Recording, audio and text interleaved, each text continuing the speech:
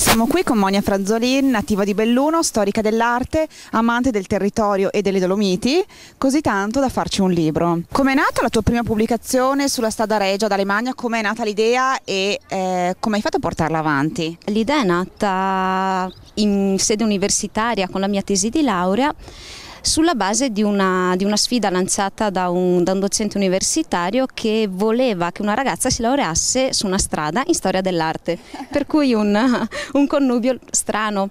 E mi sono appassionata dopo 1 anno e mezzo di tesi di laurea, tanto da portarla avanti per un altro anno e mezzo come lavoro, fino al risultato finale del volume.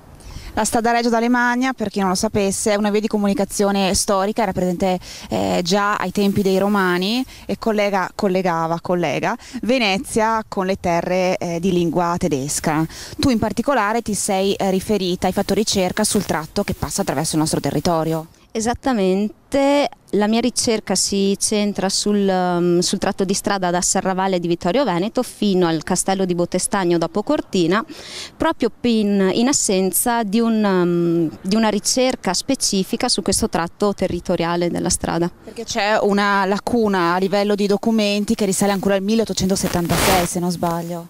Qui è stato purtroppo un refuso di stampa, il saggio è del 1976, però comunque è una lacuna importante.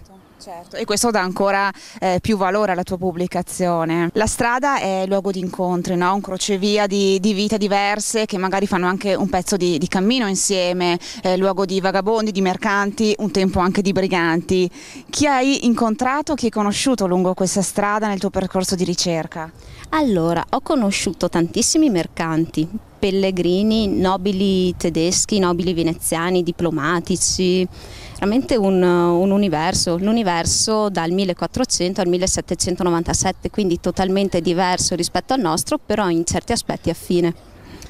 Quanto viene utilizzata, ora come ora che c'è anche l'autostrada che collega molto più velocemente, quanto viene utilizzata questa strada storica? Allora, viene utilizzata grazie al cielo in bicicletta, perché la pista ciclabile che adesso collegherà la pianura veneta alle Dolomiti è stata creata sulla falsariga di questa strada, per cui in qualche modo si ritorna all'antica percorrenza fisica proprio di questa via. Ah, quindi una strada che ha un'importanza storica, ma anche un'importanza ambientale e turistica, no? Esattamente, la finalità del libro è anche questa, non è stata una raccolta storica di documenti fine a se stessa, ma ho voluto dare un approccio antropologico e soprattutto turistico alla strada, per il visitatore, per il turista straniero, ma quanto per l'appassionato locale. Ti ho visto a Cortina che presentavi il libro in occasione del passaggio del Giro d'Italia e da qui capisco anche il collegamento tra la strada e la bicicletta. Hai altre serate in programma? Sono sicuramente in programma altre serate, ancora le date non sono state fissate proprio perché l'uscita è imminente del testo, comunque su Facebook c'è la pagina della Strada Regia d'Alemagna e lì pubblicherò comunque le date delle presentazioni.